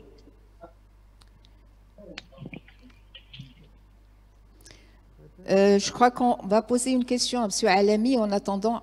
Si Alami, tu entends? Oui, bonjour. Soumia. Bonjour, ça va? Félicitations pour les journées. Et on est très fiers de l'AMCA. Merci beaucoup, c'est Alami. Alors la question, c'est pour le risque d'hypoglycémie chez les non-diabétiques. Oui. Alors, sur les études aussi bien d'APA-HF qu'Emperor, le risque d'hypoglycémie est très faible. Je n'ai pas le chiffre en tête. Les accidents hypoglycémiques sont très faibles. Et ça s'explique un petit peu par l'effet léger à modéré, 0,5% de baisse de l'hémoglobine glyquée. Donc, normalement, ce n'est pas ce qu'on craint vraiment le plus en associant les SGLT2 chez le patient en insuffisance cardiaque, qu'il soit diabétique ou pas. Merci, c'est Alami. Une petite question. Tu as parlé des cardiologues et des diabétologues. Et les néphrologues? Parce que même chez l'insuffisance rénale... Oui, moi j'ai répondu à la question du professeur Benis qui me demandait les endocrinos. Maintenant, si on dit les néphrologues, franchement, les résultats sont excellents, aussi bien avec la DAPA qu'avec l'AMPA, mais je n'ai pas un recul personnel ni une vision. Est-ce que les néphros sont réticents? Mais franchement, ça doit être prescrit de façon assez large chez les patients diabétiques qui ont une petite insuffisance rénale pour ralentir la progression, et d'autant plus s'ils ont une atteinte cardiaque, un haut risque cardiaque ou une insuffisance cardiaque. Ok, merci. Merci, chers orateurs. Je repasse la parole à Leïla qui va nous introduire le symposium. Merci pour cette belle session. Merci, chers modérateurs, chers orateurs, pour cette belle session très interactive et qui a apparemment suscité l'intérêt d'un grand nombre de l'assistance en virtuel. Merci, aimable assistance, pour votre patience malgré les petits soucis de connexion. Restez connectés, s'il vous plaît, parce qu'on enchaîne avec une belle session dont la thématique est très intéressante. C'est la FA chez le diabétique. C'est le sujet du symposium de notre sponsor Bayer. J'attire votre attention qu'il y aura une tombola à la fin de ce sympo, comme il y en a à la fin de la précédente session, soutenue par Boehringer. Donc, il y aura 2 gagnants et 2 tombolas exceptionnellement à la fin de cette session. Donc, je laisse le soin à notre président, Dr Shraibi, d'introduire le sympo. Merci. Merci beaucoup, Leïla. Et voilà, donc, sans trop tarder, donc, je remercie les laboratoires Bayer pour leur participation à notre congrès. C'est un rituel pour les laboratoires Bayer pratiquement depuis plusieurs années. Et là, aujourd'hui, on nous propose de parler de la fibrillation atriale du diabétique, prévenir, préserver et protéger. Ça sera fait par notre ami Walid Amara, le rythmologue, et certainement, on va l'écouter avec beaucoup d'intérêt. À toi la parole, mon cher Walid. Merci beaucoup. Merci, c'est un énorme plaisir d'être avec vous, même si j'aurais bien aimé être avec vous physiquement et j'espère, Inch'Allah, l'année prochaine. Un seul avantage de cela, c'est que j'ai pu être à Tunis ce matin et à Casablanca cet après-midi, ce qui n'aurait pas été possible autrement. Donc, ça a quand même des avantages. Alors, on m'a demandé de parler de FA et de diabète. Donc j'ai fait un focus sur ces patients qui ont une fibrillation atriale et qui ont un diabète et comment mieux les protéger. J'ai des liens d'intérêt avec les laboratoires dans le domaine de la rythmologie en général. Premièrement, ça, tout le monde le sait, le diabète augmente le risque d'événements cardiovasculaires en général, que le patient soit FA ou pas FA. Les patients diabétiques, ici en bleu, ont un risque plus important que les patients non diabétiques en gris. Les essais randomisés avec nos AOD ont inclus des patients diabétiques et ça va nous permettre aujourd'hui de pouvoir discuter un petit peu sur leurs résultats. Et comme vous voyez, les 4 essais ont inclus, on va dire, entre 23 et 40% de patients diabétiques. Et donc, Rocket AF, par exemple, qui étaient les patients les plus graves, il y avait environ 40% des patients qui avaient un diabète de type 2. Lorsqu'on regarde quel est on va dire, le profil type de ces patients, ben finalement, on voit que c'est des patients en moyenne de 70 ans qui, en général, ont une surcharge pondérale ou une obésité, qui peut y avoir jusqu'à un tiers d'insuffisants rénaux, notamment ici dans Rocket. Et bien sûr, ces patients sont en haut risque thromboembolique déjà parce qu'ils ont l'âge et ils ont le diabète. Donc, ça leur fait ça comme facteur de risque. Et donc, c'est des patients, bien entendu, FA plus diabète avec indication, donc obligatoirement en traitement anticoagulant.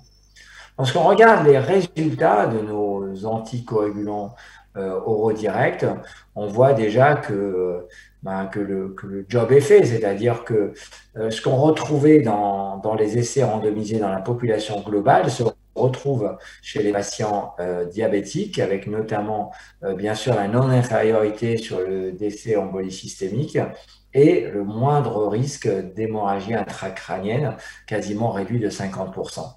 Après, vous pouvez retrouver quelques éléments, des petits points supplémentaires. Ici, dans Rocket, chez le diabétique, il y avait une diminution significative, par exemple, du risque de décès cardiovasculaire, mais c'est un critère secondaire d'un sous-groupe. Donc, bien sûr, à prendre avec des pincettes comme tous les sous-groupes. Deuxièmement, moi, comme cardiologue, c'est vrai que j'accorde une moindre importance aux membres inférieurs étant focalisé sur la rythmologie, sur l'AFA, mais c'était intéressant d'aller piocher ce qu'on appelle les MAIL. Vous connaissez tous les MAIS, ces événements cardiovasculaires majeurs, mais les MAIS, c'est des événements majeurs des membres inférieurs. L pour limbe, c'est les membres inférieurs. Et c'est assez intéressant parce qu'il y a plusieurs essais qui sont intéressés à ça. Et donc, finalement, j'ai voulu vous montrer ici la prévention des MAIS et des MAIL chez les patients qui ont une FA et un diabète. Alors, pour ça, je suis allé piocher cette analyse rétrospective d'une database de prescription aux États-Unis, qui sont des patients qui ont reçu soit le rivaroxaban, soit la warfarine, une période assez large entre 2012 à 2017, donc finalement 5 ans, et qui sont intéressés ici et publiés l'année dernière l'incidence des MAIS et des MAIL et également l'incidence des hémorragies majeures. Et vous voyez que l'AOD, en l'occurrence ici le rivaroxaban, fait mieux que la warfarine pour bien sûr la réduction globale des MAIS, mais le bénéfice là où il était encore plus flagrant, c'est les MAIL. Vous voyez 0,19 pour 100 patients année versus 0,75 et vous le retrouvez à peu près sur la majorité des événements liés au membre inférieur, notamment les amputations. Donc assez intéressant, puisque finalement, bon, si on prend les dernières recommandations, hein, j'ai mis peu de diapositives tirées des dernières recommandations d'il y a 2 mois de la Société européenne de cardiologie. Les AOD sont préférés aux AVK, sont la stratégie de première intention dans la FA. Et donc là, c'était intéressant de regarder particulièrement cette sous-population. Alors bien sûr, on pourrait vous intéresser notamment au risque de saignement. Alors vous savez que dans Rocket AF, le rivaroxaban avait fait match nul par rapport aux AVK et vous retrouvez ce match nul sur les hémorragies majeures également chez le patient diabétique. Vous voyez que d'ailleurs ici il n'y a pas d'augmentation du risque d'hémorragie gastro-intestinale et qu'on retrouve également cette baisse des hémorragies intracrâniennes sous AOD pas loin des 50%, qui n'a pas atteint ici la significativité, mais c'est un sous-critère d'un sous-groupe, donc on s'y attendait pas. On voit que c'est dans la même tendance de ce qui s'est retrouvé dans la population globale. L'autre élément, et préparer ce topo m'a été très utile parce que j'avais beaucoup écouté les néphrologues et là j'ai dû aller un peu plus en détail pour m'intéresser à l'insuffisance rénale. Et bien sûr, on sait tous que le diabète est une des principales causes d'insuffisance rénale, voire qu'on mettrait en incidence la première facteur associé à l'insuffisance rénale ici dans ce travail. Et puis, on sait que l'ensemble de ces pathologies, que ce soit la FA, le diabète et l'insuffisance rénale, se retrouvent associés de manière assez intriquée. Je vous l'avais mis au début, quasiment 40% de mes patients en FA sont diabétiques, que le diabète, comme l'AVC, comme la FA, est un facteur de risque d'AVC, que le diabète, comme la FA, est un facteur de risque de mortalité. J'ai aussi que 2/3 de mes patients en FA développent une insuffisance rénale et que cette insuffisance rénale augmente le risque de FA et que la FA est associée au risque d'insuffisance rénale.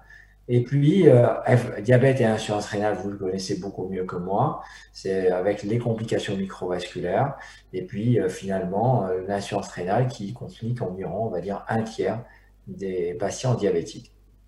Et puis finalement, là c'était intéressant, c'est un papier relativement ancien, Circulation 2013, où on voit que les patients qui ont une insuffisance rénale modérée ont un risque d'AVC à 3 mois similaire à un patient qui a tout simplement un antécédent d'AVC. Vous voyez les deux courbes du milieu, la bleu ciel et la gris foncé. C'est respectivement le patient avec AVC sans insuffisance rénale et le patient insuffisance rénale sans AVC ont finalement un risque assez similaire à 3 ans. Bien sûr, le plus grave, celui qui a les deux, et le moins grave, celui qui n'a aucun des deux. L'idéal, c'est de ne pas être malade, bien entendu. On sait aussi, bien sûr, que ce soit le diabète ou l'insuffisance rénale, et encore plus leur combinaison, sont associés à un risque cardiovasculaire accru, que ce soit un infarctus du myocarde ou de mortalité totale. Alors, là, j'ai pris ce cas, et des fois, ce n'est pas simple de prendre une décision. Par exemple, un patient de 73 ans qui est connu pour ayant de la FA, qui est sous warfarine et chez qui on a récemment diagnostiqué un diabète de type 2, qui a une hémoglobine glycée à 7,4%, qui est sous metformine. Et puis, on voit sur sa biologie, il faut avoir la chance qu'il vous amène sa biologie, hein, on galère un peu à avoir les biologies en consultation. Vous voyez que votre débit de filtration glomérulaire se réduit progressivement d'année en année et il perd en moyenne 7 ml par minute par an. Et le jour où vous le voyez, il est à 61 ml par minute. Donc, il rentre l'année d'avant, il était là. Et lorsque vous le revoyez avec encore une clairance plus basse à 48 ml par minute. Alors, bien entendu, la question que je vous pose, c'est quel est le meilleur anticoagulant chez lui? Est-ce que c'est un AOD ou est-ce que c'est un AVK? Alors, si, bien sûr, vous pourriez me dire que vous allez, et je pense que vous auriez raison, c'est de regarder les TTR de votre patient sous AVK. Les dernières recommandations nous précisent, finalement, maintenant, un TTR individuel, hein, parce que dans les études, c'est des TTR collectifs. Donc là, un TTR individuel à moins de 70% indiquerait en classe 1 le changement pour un AOD. C'est-à-dire que s'il avait moins de 70% de ses INR dans la cible, ce qui est quasiment la grande majorité des patients, puisque même dans l'étude RELY, où ils avaient regardé les TTR par pays, il y avait peu de pays qui avaient des TTR à plus de 70%, c'était essentiellement des pays d'Europe du Nord, et par exemple la France se situait avec des TTR autour de 60%. Rien qu'hier, j'ai vu un patient avec des INR, mais qui faisait vraiment le yo-yo, qui passait de 1,5, augmentation de la dose, et qui passait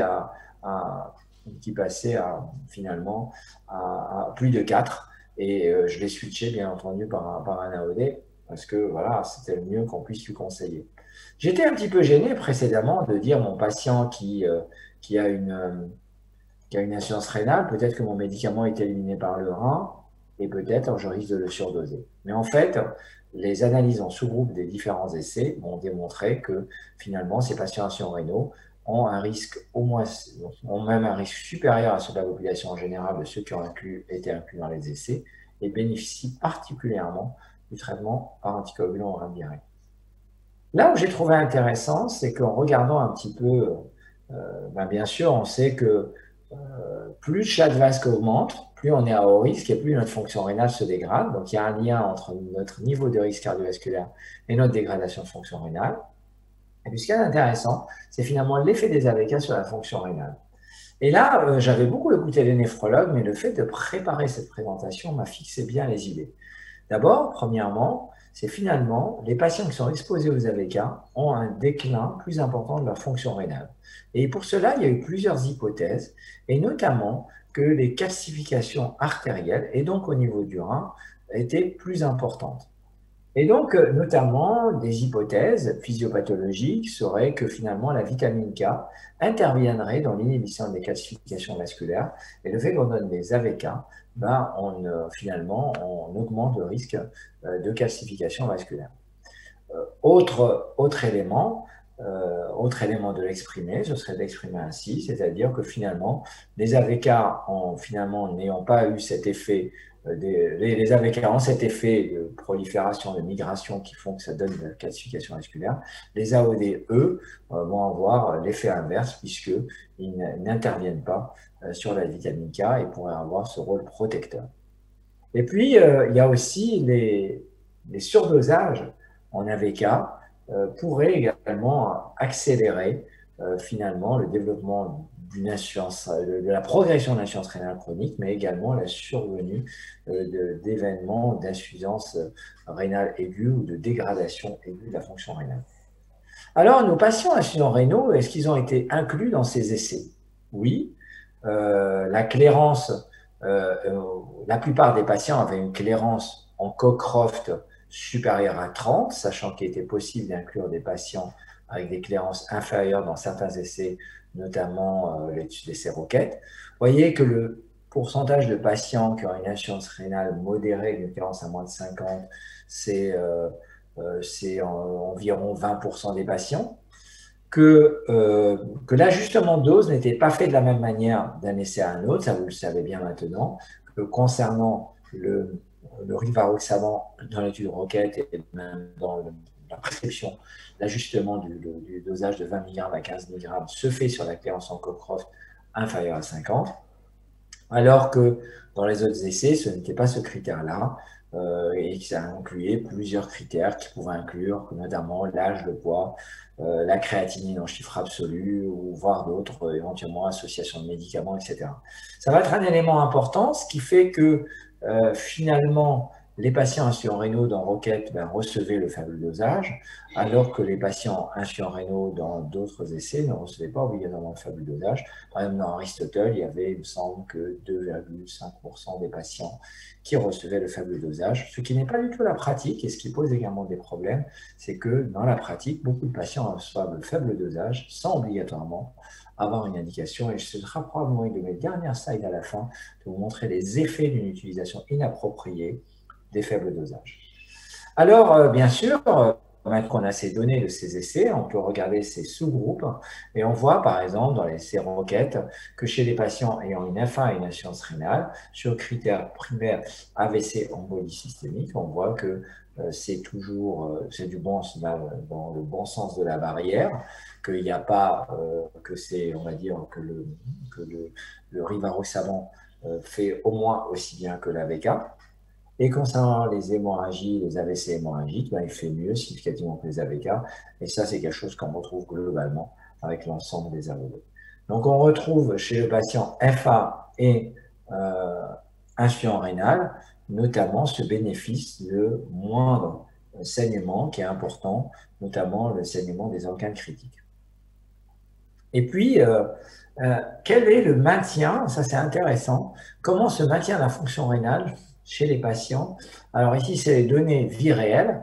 Alors toujours, bien sûr, les données de vie réelle, c'est les données tirées des registres de prescription, à prendre avec des pincettes, bien entendu, mais c'est toujours intéressant de regarder que deviennent les patients.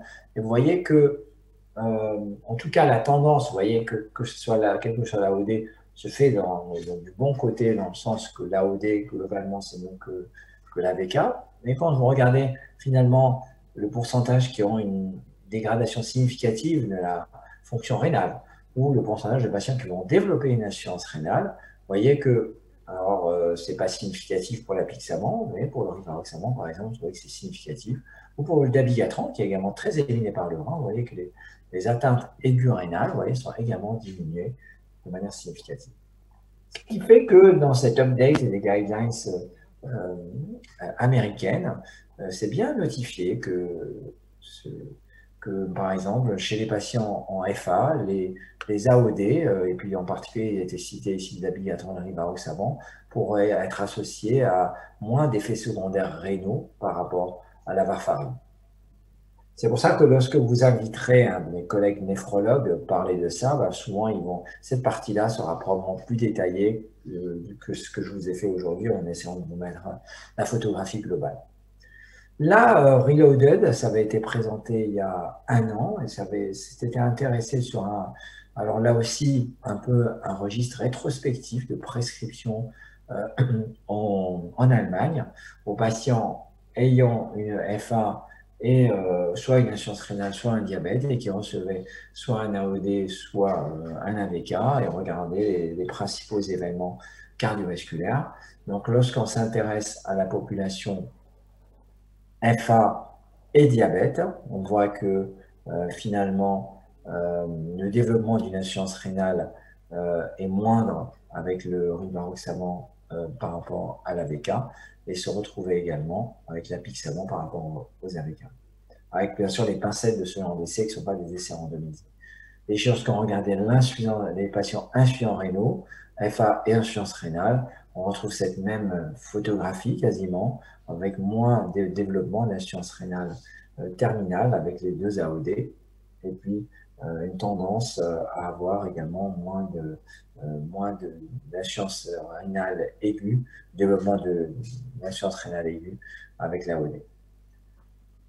Et lorsqu'on regarde le risque d'hémorragie, parce que votre crainte dans ce cas-là serait de donner un médicament éliminé par le rein, on retrouve également ce risque d'hémorragie intracrânienne qui est pas loin de réduit de 50%, ça n'avait pas atteint la significativité, et puis le risque d'hémorragie fatale était diminué de manière significative. Alors, bien sûr, lorsque ces études de vie réelle s'intéressent également finalement à l'utilisation des AOD, notamment lorsqu'ils ont utilisé en faible dosage. Alors là, ici, vous voyez le faible dosage rivaroxaban ou dabigatran versus AVK pour le risque d'AVC, c'était, on va dire, le risque d'AVC est similaire à celui des AVK. Et attention, le faible dosage avec l'apixaban, ici, ce n'était pas significatif, mais on voyait qu'il y avait une tendance à plus d'AVC ischémique. Je vous en donnerai une idée, mais c'est probablement lié à une part de mes usages d'utilisation des faibles dosages, puisque dans l'étude Aristotle, peu de patients devaient recevoir le faible dosage. Alors, c'est important, ce qui fait que c'est important d'utiliser le bon dosage pour le bon patient. Je pourrais vous montrer cette figure qui est citée du guide ERA, qui est assez détaillé, c'est génial, on retrouve la plupart des questions qu'on se pose dedans, où je pourrais l'exprimer également ici. Vous voyez que autant pour le rivaroxaban, on a juste si la clairance est à moins de 50, donc c'est assez simple. Autant pour les autres, je ne sais pas que c'est plus compliqué, il faut juste utiliser la bonne formule. Et donc, par exemple, pour l'apixaban, il faut avoir 2 critères sur 3 entre l'âge à plus de 80 ans, le poids à moins de 60 kg, la crête à plus de 133 pour donner le faible dosage. Et c'est vrai qu'en pratique, la plupart des médecins donnent le faible dosage alors qu'ils ne devraient pas. Donc, le taux d'utilisation du faible dosage est estimé entre 30 et 40%, que ce soit en Europe ou aux États-Unis. Mais ça vient du fait que s'il saigne, c'est à cause du traitement donc du docteur. S'il fait un AVC, ce n'est pas de chance. Or, c'est notre responsabilité de donner le bon dosage au bon patient.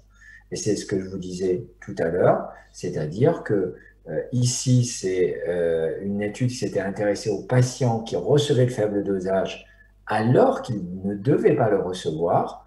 Et vous voyez que lorsqu'ils recevaient le faible dosage d'apixaban alors qu'ils n'auraient pas dû le recevoir, ils avaient un risque d'AVC embolie systémique significativement augmenté. Ce qui n'était pas le cas pour les 2 autres, dabigatran et rivaroxaban. En fait, c'est comme si vous donniez un demi-cintron au lieu de donner 3/4 ou 1. C'est sûr que recevoir la demi-dose, puisque 2,5 au lieu de 5, c'est plus grave que de recevoir 15 au lieu de 20 ou 110 au lieu de 150. Donc, ça veut dire qu'il faut être très, très vigilant avec l'utilisation du bon dosage pour le bon patient. J'arrive donc à la fin de ma présentation. Je pense que je vous avoir montré que nos patients diabétiques sont à risque et à très haut risque, qu'il faut les protéger, que le message donné dans les recommandations européennes d'utilisation des AOD par rapport aux AVK, il est encore plus valable chez les patients diabétiques. On a parlé du rein et là maintenant on a compris les effets délétères des AVK sur les reins, avec quelques données également de vie réelle très rassurantes avec les AOD. Et j'espère vous avoir convaincu. Merci encore. Merci beaucoup, Walid, pour cet exposé très clair sur la FA et le diabétique. La première question que je voulais te poser, moi, c'est concernant la safety du rivaroxaban. Qu'est-ce que tu réponds aux gens qui disent que c'est un peu moins safe concernant les accidents hémorragiques par rapport aux autres molécules? Pas par rapport aux AVK, mais par rapport aux autres molécules, aux autres NOAC. D'abord, je répondrai que ce n'est pas mon impression de clinicien. Dans la pratique, lorsque je vois les patients, je ne trouve pas qu'il y a plus de saignement de l'un par rapport aux autres. Et quand on regarde dans les essais, c'est toujours difficile de comparer les essais parce que ce n'est pas les mêmes populations. Dans Rocket AF, ils ont inclus les patients très haut risque, et la moitié avait déjà fait un AVC par rapport aux essais Aristotle ou Relay. Mais malgré cela, on voit que globalement, on a les hémorragies, il y en a, quand on prend la méta-analyse, il y a moins d'hémorragies majeures avec les AOD qu'avec les AVK. Le seul bémol, c'est les hémorragies gastro-intestinales qui sont diminuées dans Aristotle et qui sont augmentées avec les autres AOD. Mais ma réponse également, c'est lorsque je prends des données de vie réelle comme celle de Xanthus avec le rivaroxaban, je vois que dans Xanthus, j'ai un taux d'événement, j'ai un Schatzvask de la population similaire à celui d'Aristotle et j'ai un taux d'événement finalement assez similaire à celui d'Aristotle pour l'apixaban. Comme si finalement, bien sûr, il ne faut pas comparer des essais qui n'ont pas inclus les mêmes populations et peut-être que probablement il y a une bonne partie d'effets de classe. C'est-à-dire que lorsqu'on se retrouve avec des populations similaires, on a des résultats assez similaires. Et ma deuxième réponse, c'est qu'avec le rivaroxaban, j'ai toutes les populations qui ont été étudiées, les coronariens, les associations anti-régrégants, les artéritiques. J'ai des données assez larges de différentes sous-populations. Merci beaucoup. Alors, il y a plusieurs questions. Je te demanderai, s'il te plaît, de répondre brièvement. Alors, anticoagulant, hémodialyse, que choisir? Est-ce que c'est AVK ou NOAC? Et à quelle heure tu préférais donner la prise par rapport à la séance de dialyse? Je n'ai aucune expérience de la dialyse et je ne suis pas allé sur ce sujet.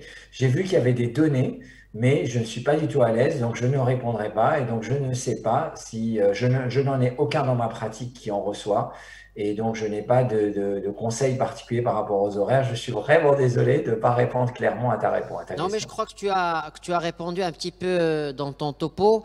Déjà, la comparaison entre AVK et NOAC. Donc, tu as donné un petit bout de réponse en disant qu'avec les AVK, il y aura peut-être un peu plus de calcification, il y aura un petit peu plus de complications en termes d'aggravation de la fonction rénale. Deuxième question, AOD, hémorragie digestive, lequel choisir pour toi? J'ai tendance à mettre plutôt l'apixaban parce que j'ai quand même dans Aristotle moins d'événements gastro-intestinaux, moins d'hémorragie gastro-intestinale par rapport à l'AVK. Il n'y a pas d'essai en comparant un AOD par rapport à un autre, que dans Rocket ou dans Relay, j'avais une augmentation des hémorragies gastro-intestinales. Ce n'est pas mon critère principal, bien sûr, de choix de l'AOD. En période de Covid et avec le risque d'insuffisance rénale, ton attitude si un patient est sous NACO et en même temps il chope la Covid-19? Alors, s'il est sous NACO, il chope le Covid, il chope l'infection à SARS-CoV-2, tout dépend de son degré de gravité. S'il n'y a pas d'indication à recevoir une anticoagulation préventive, on sait qu'il y a le risque de thrombose veineuse qui est important. Donc, imaginons qu'il est ambulatoire à bas risque et que c'est un patient qui n'aurait pas été anticoagulé.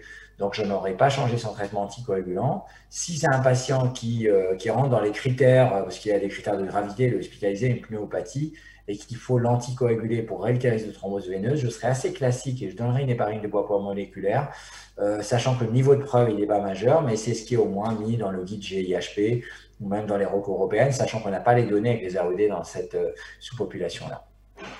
Écoute, je te remercie beaucoup, Walid, pour ta conférence très intéressante. Et on espère te revoir très prochainement, mais à ce moment-là en présentiel. Tu sais que tu es très cher pour la communauté cardiologique marocaine. On te dit à très bientôt. Et encore une fois, je remercie les laboratoires Bayer pour leur implication perpétuelle. Et on continue avec l'AMCAR. Et voilà, je cède la parole à mon ami docteur Leila Saher pour continuer la suite de la session. Merci Saïd, merci pour la modération. Merci docteur Amara. Merci à Bayer pour leur soutien à l'AMCAR. Et je vous demande de rester connectés s'il vous plaît, parce que le moment de la vérité est venu. À la fin de ce symposium, il y a une tombola, mais exceptionnellement, ce soir, il y aura 2 tombolas. Tombola organisée par Boehringer dans la session précédente, qui était soutenue par Boehringer justement. Il y a un tirage au sort, il y aura un premier gagnant. Et il y aura un tirage au sort par rapport à la tombola de Bayer. Donc le premier tirage au sort, ça concerne Boehringer. Et le gagnant est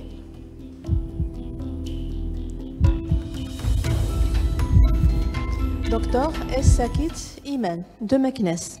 Félicitations. Et qu'est-ce qu'elle a gagné? Elle a gagné un MacBook Air, un beau MacBook Air. Voilà. Donc maintenant, on procède au deuxième tirage au sort par rapport à la tombola de Bayer. Et c'est toujours un MacBook Air.